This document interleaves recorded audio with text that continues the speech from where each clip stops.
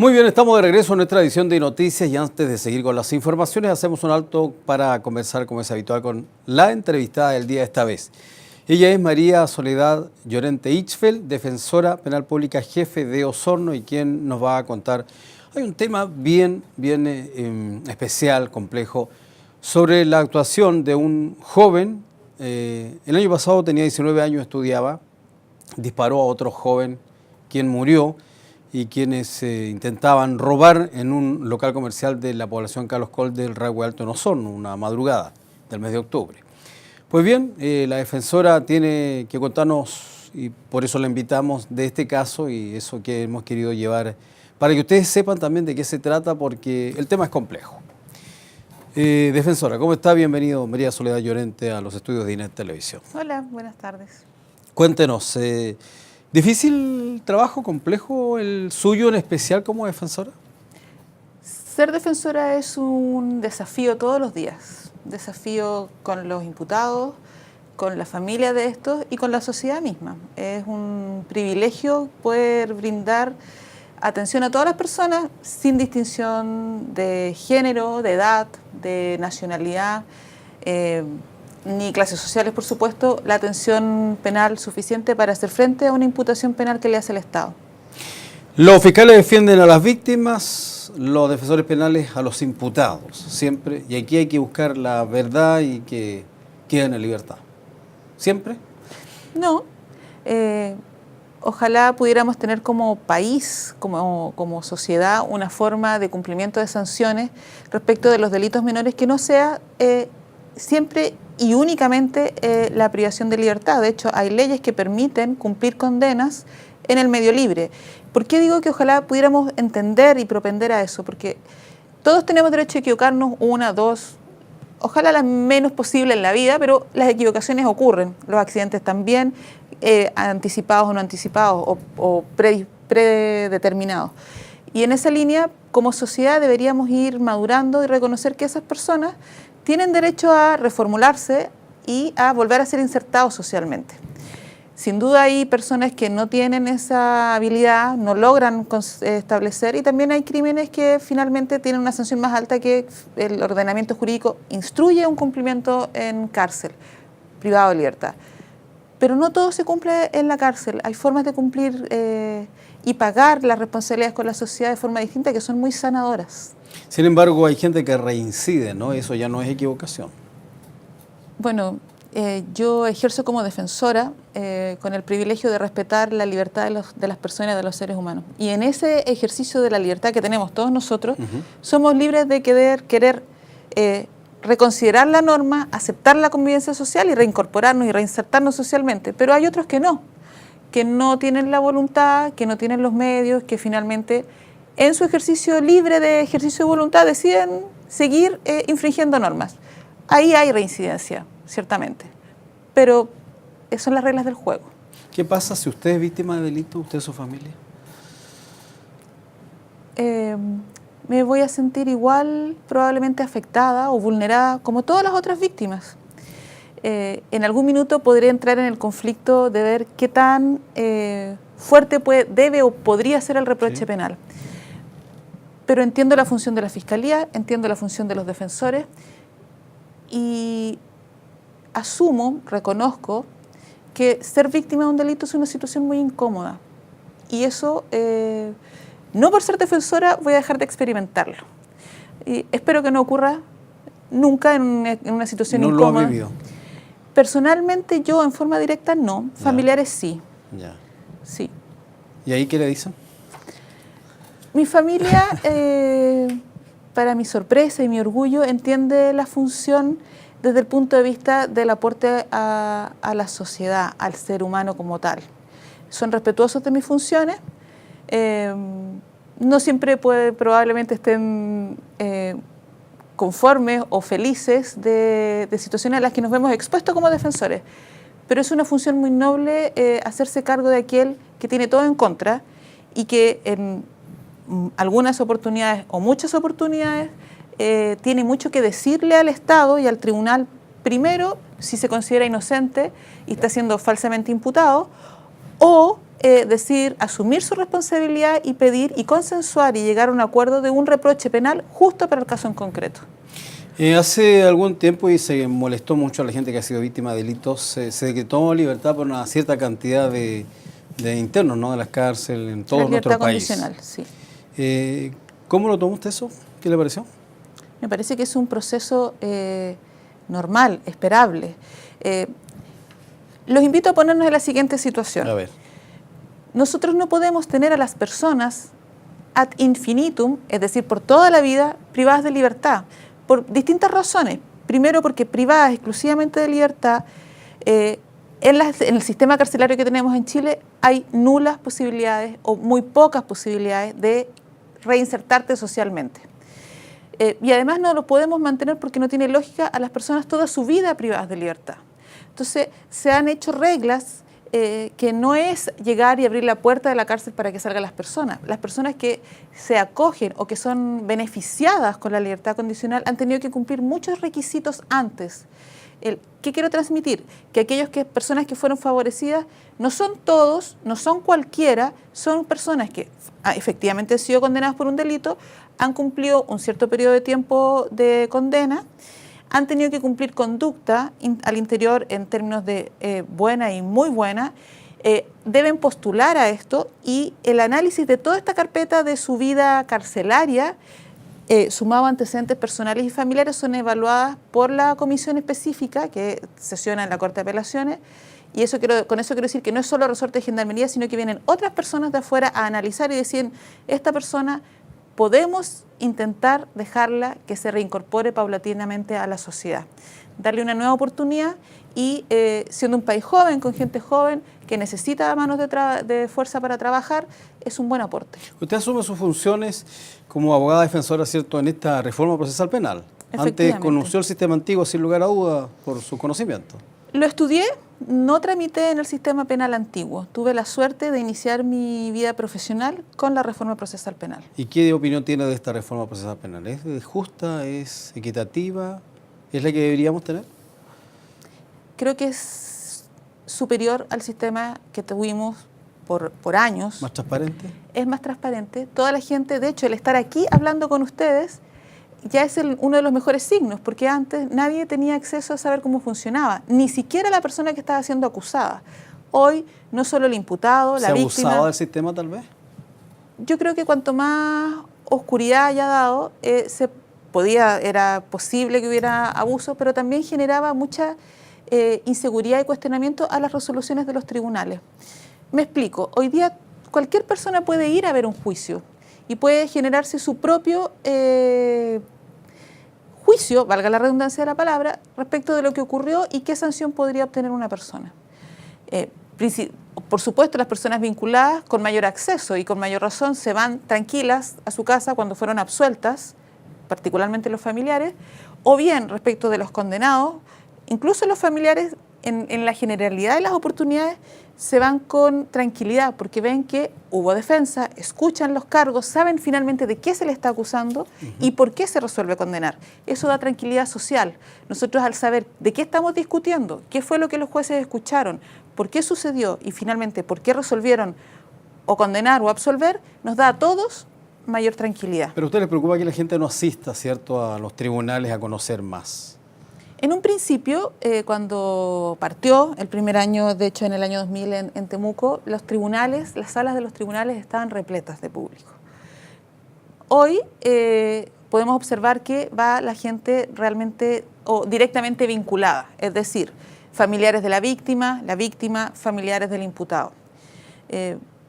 Y eso no creo que denote un desinterés, sino que se ha focalizado en las personas que tienen un vínculo o un interés más real. En otras palabras, ya no existe esa motivación de ir a conocer lo desconocido.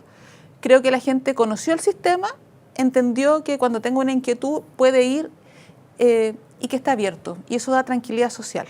Se dice que el sujeto que reincide en esto se sabe muy bien las leyes y sobre todo la reforma y sabe que tiene muchos beneficios. Las personas no tienen tantos beneficios. Si vamos a estudiar a la norma concreta, ¿ya? El reincidente, dependiendo de qué delito estamos hablando, puede haberse disculpando la expresión, haberse quemado todos los cartuchos y derechamente no poder postular a ningún recurso, a ningún beneficio más. Entonces hay que cumplir requisitos. Sí hay usuarios, personas que tienen ya una larga trayectoria, porque las hay en el sistema, que conocen sus derechos y sus obligaciones. Son personas que saben y que en ese contexto son más fáciles de manejar porque tienen mucho menos ansiedad al enfrentar un tribunal. Cuando los imputados van a la cárcel, ¿ustedes tienen la obligación o deben hacerle seguimiento a ese imputado en la cárcel? Todos los defensores debemos tener a lo menos 2 visitas a las personas privadas de libertad mensualmente hablando, cada 15 días. Estas visitas tienen que ver con 2 grandes objetivos. La primera es mantener a la persona que está privada de libertad informada de qué es lo que está sucediendo con su causa y qué dinámica o de qué forma se va a ejercer la defensa para que él, desde su perspectiva, decida qué vías tomar para el ejercicio de su defensa. Y en una segunda línea, que tiene el igual grado de relevancia y de importancia, es constatar las condiciones en que se encuentra la persona privada de libertad.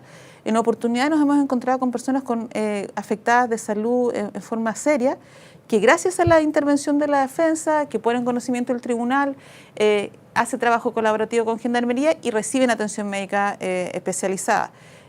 Sin perjuicio de ser personas presas, privadas de libertad, todos sus derechos, especialmente en el tema de salud, se mantienen vivos. Y nosotros tenemos que velar y supervisar y acompañar que ese ejercicio sea cumplido.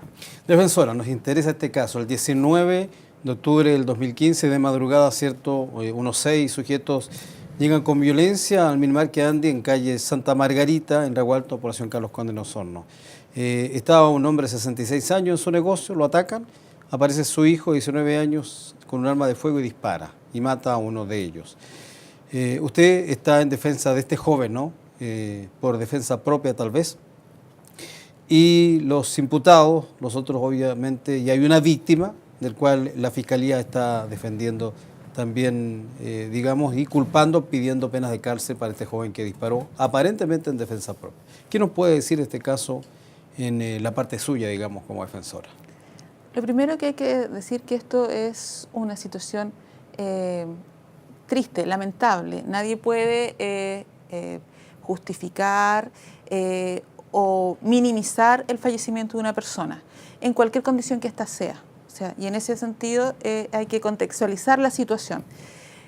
Más aún si quien percuta el arma es un joven de 19 años, estudiante segundo año de acuicultura, de técnico en acuicultura en Puerto Montt, que para financiar sus estudios trabaja en Puerto Montt y solo los fines de semana regresa a Osorno para ayudar al padre, quien fue por años funcionario público en el Ministerio de Educación, en la sección de Estadística, que logró reunir dinero, construyó transformó su función a comerciante y fue creciendo, se fueron estableciendo.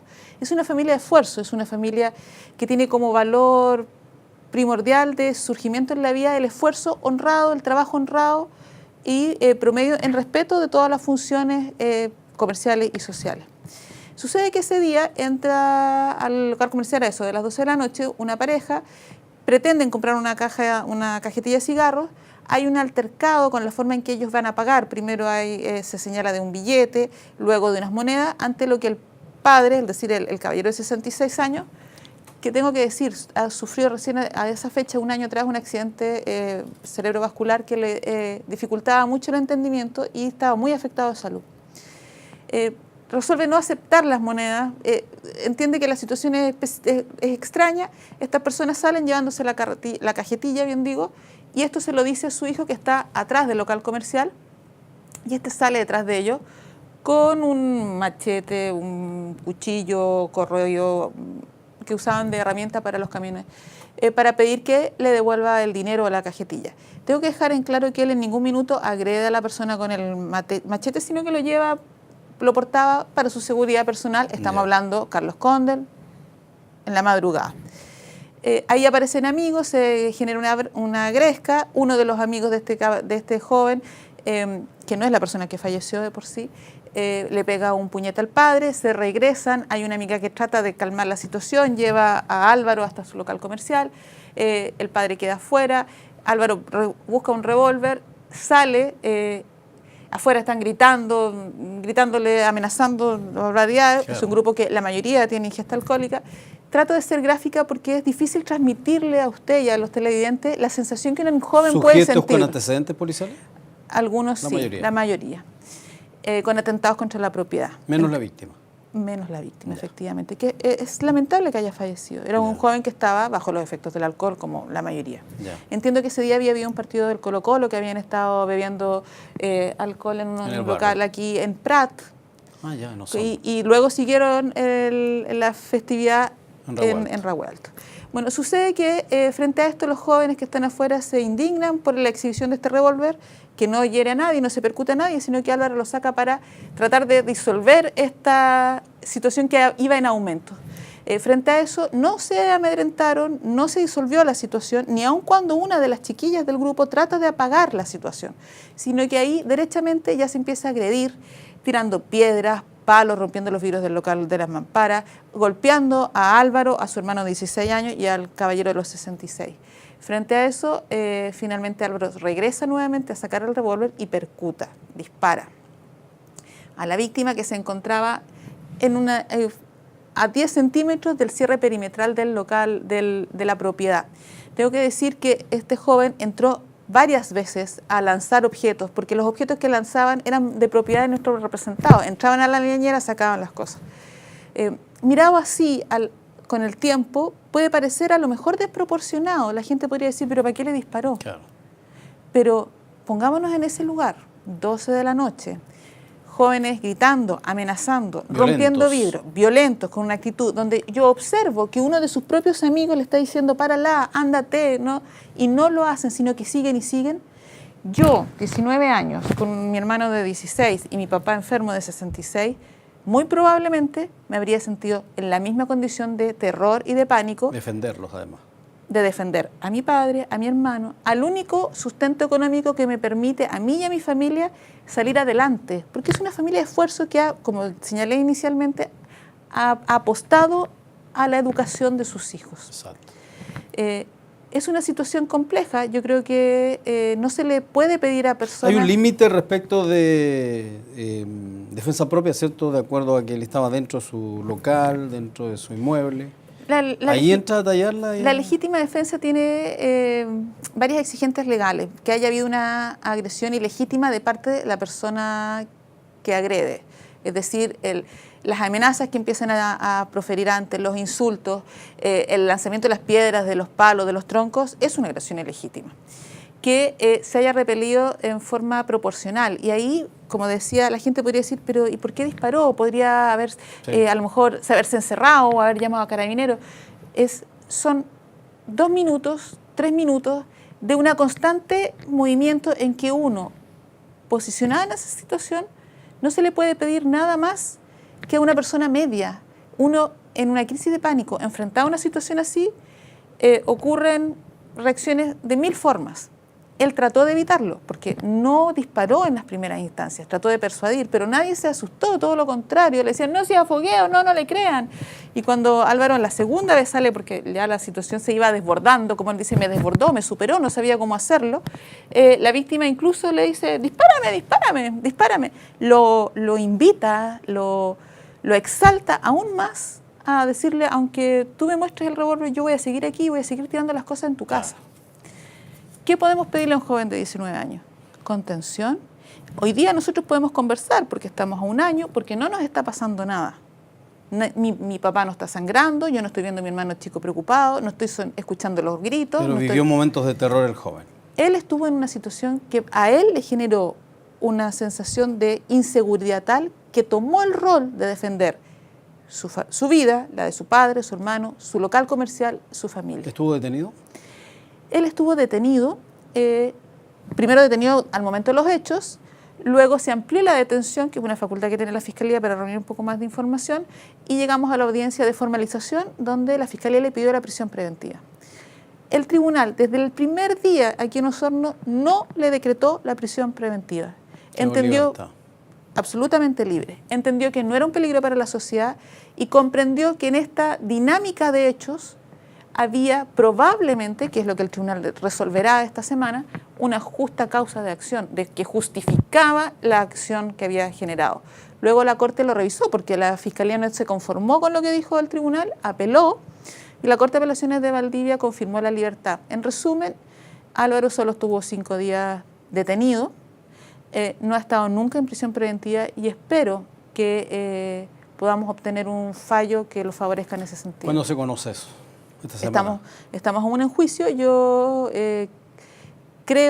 presumo que el día de mañana ya habrá veredicto si se recoge la tesis de la defensa o bien si es condenatoria recogiendo la tesis de la Fiscalía. Está en el tiempo ya. Nos gustaría, algo que quisiera decir a la gente, a los televidentes. Reflexiona por este caso, ¿no? Hoy día se dijeron frases en el tribunal como decir una familia de esfuerzo, como muchos comerciantes en Chile. Como hoy, muchas personas que están siendo afectadas o atentadas en su propiedad, ha habido casos relevantes. Es complejo. Y entendamos que enfrentado a una situación así, la inseguridad nos inunda. Es humano sentir temor. Y la ley reconoce que enfrentado a una situación así, podemos actuar en forma excepcional, es verdad, pero nos valida ese accionar. Seamos prudentes y ciertamente invitarlos a todos a conocer la Defensoría. El ejercicio de la defensa, como ven en este caso, no es solo respecto a las personas que tienen una vinculación directa cometiendo delitos, sino que muchas veces enfrentados a situaciones que nunca quisieron, que no buscaron, que no se representaron, sin embargo, la acción, la vida las llevó a ser enfrentados a eso. Y hoy, gracias a la Defensoría, tienen defensores que los ayudan a hacer presente su teoría a los tribunales. Gracias por estar con nosotros. Gracias a ustedes. La abogada María Soledad Llorente Itzfeld, defensora penal pública, jefe de Ozono, contándonos de esto y mucho más de lo que ocurre con su labor diaria en tribunales. Vamos a una pausa y de regreso seguimos revisando más informaciones. Ya estamos de vuelta.